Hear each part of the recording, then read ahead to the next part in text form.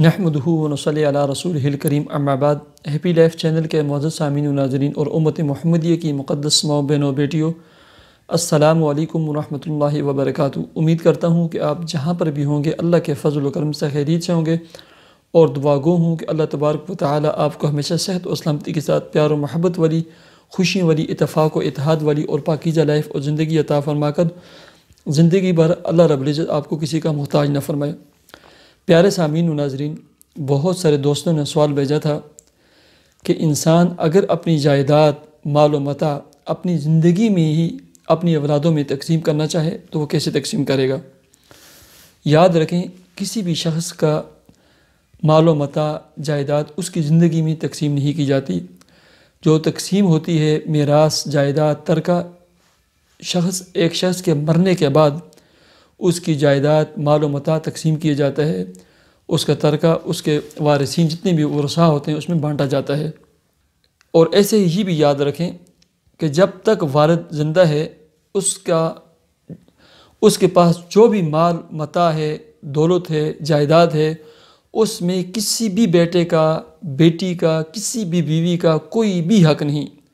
والد مختار کل ہے، وہ چاہے بانٹ دے، تقسیم کر دے، جیسے بھی چاہے، جس پر بھی چاہے وہ خرچ کر دے، سب کے سب کو بیچ دے، سب کے سب کو خرچ کر دے، سب کے سب کو تقسیم کر دے، وہ سب کچھ کر سکتا ہے، کیونکہ وہ سب چیز کا مالک ہے۔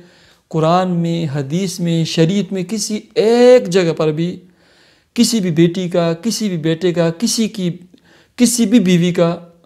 حق ہو یہ ثابت نہیں ہے جب تک والد خود زندہ ہے۔ اکثر لوگوں میں ہوتا ہے کہ بیٹے کہہ دیتے ہیں کہ بھائی ہمیں مال تقسیم کر کے دے دو، یہ کہاں کا انصاف ہے؟ جب تک والد زندہ ہے وہ خود مالک ہے، جب تک والد خود زندہ ہے تمام اشیاء کا، مال، دولت، جائیداد کا وہ مالک ہے، وہ جیسے بھی چاہے وہ صرف کر سکتا ہے۔ ہاں، اگر تقسیم ہی کرنی ہے تو اس تقسیم کو میراث، ترکہ یا وراثت یہ نہیں کہیں گے، آپ جو بھی کہیں، لیکن یہ ہبہ ہوگی، یہ عطیہ ہوگی، یہ گفٹ ہوگی، یہ ہدیہ ہوگی، ٹھیک ہے؟ اور اس میں وہ وراثت والا قانون بھی جاری نہیں ہوگا، للذکر مثل حظ الانثیین والا، یعنی لڑکے کو 2 حصے اور لڑکی کو 1 حصہ، مثلا لڑکے کو 1 لاکھ اور لڑکی کو 50,000، یہ نہیں ہوگا، ٹھیک ہے؟ آپ نے اپنی زندگی میں اپنا مال و متاع اور جائیداد جو تقسیم کرنی ہے وہ بالکل تمام اولاد کے درمیان برابر تقسیم کرنا ہے۔ مثلا اگر ایک بیٹے کو آپ نے 10 کنال زمین دی اور 5 لاکھ روپے دیے تو آپ اپنی بیٹی کو بھی 10 کنال زمین دیں گے اور 5 لاکھ روپے بھی دیں گے۔ ایسے ہی آپ کے 4 بیٹے تھے، آپ نے چاروں بیٹوں کو 2 دکانیں دی، اور ایک بیٹی ہے آپ اس کو بھی 2 دکانیں دیں گے۔ ایسے ہی آپ کے 4 مکان تھے، آپ کے 3 بیٹے اور 1 بیٹی تھی، آپ کے 4 مکان تھے اور آپ کے 2 بیٹے اور 2 بیٹیاں ہیں، تو آپ تمام بیٹوں کو 1 مکان دیں گے، اور ایسے ہی جو آپ کی 2 بیٹی ہیں ان کو بھی 1 مکان دیں گے۔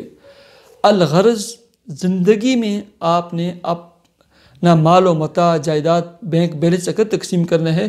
وہ بالکل برابر سرابر تقسیم کریں گے، اس میں آپ اونچ نیچ نہیں کر سکتے۔ ہاں، یہ کر سکتے ہیں، یہ والد کو اختیار حاصل ہے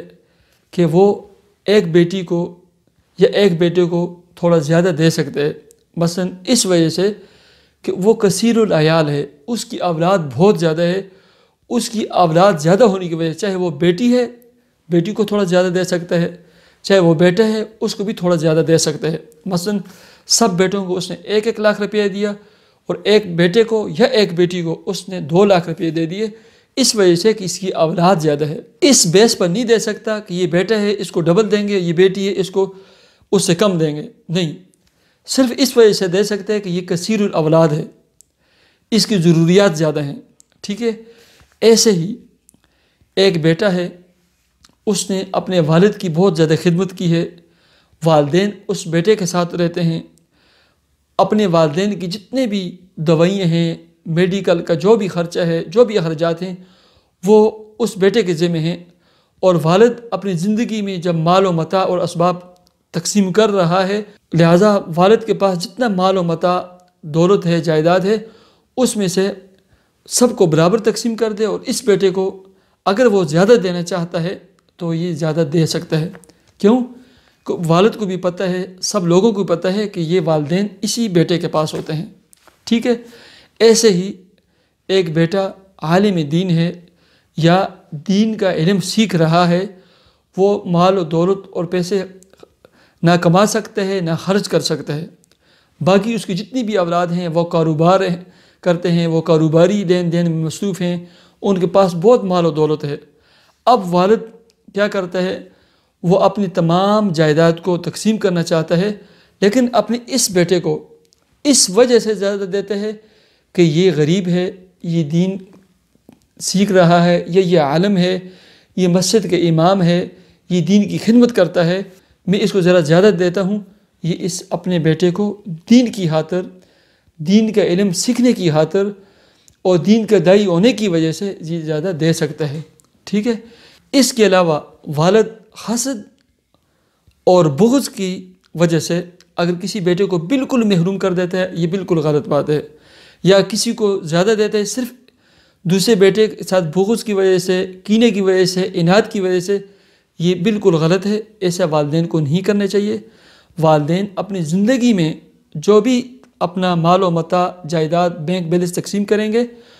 وہ ترکہ، میراث اور وراثت کے قانون سے نہیں، بلکہ ہبہ، عطیہ، ہدیہ اور گفٹ، اس نیت سے خرچ تقسیم کریں گے، اور یہ اپنی زندگی میں اپنی تمام اولاد کے اوپر برابر تقسیم کریں گے کہ انسان کی جتنی بھی اولاد ہے وہ سب والد کی حیات میں برابر ہے، اور جو مال و متاع بھی تقسیم ہوگا وہ برابر تمام اولاد میں تقسیم ہوگا،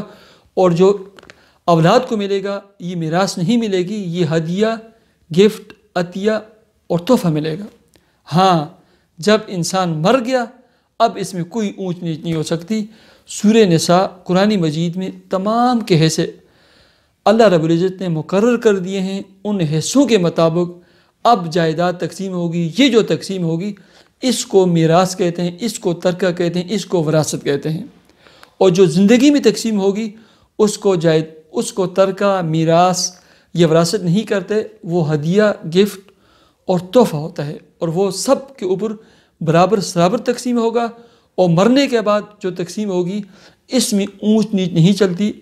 اللہ رب العزت نے قرآن مجید میں سورہ نساء میں سب کے حصے مقرر کر دیے ہیں،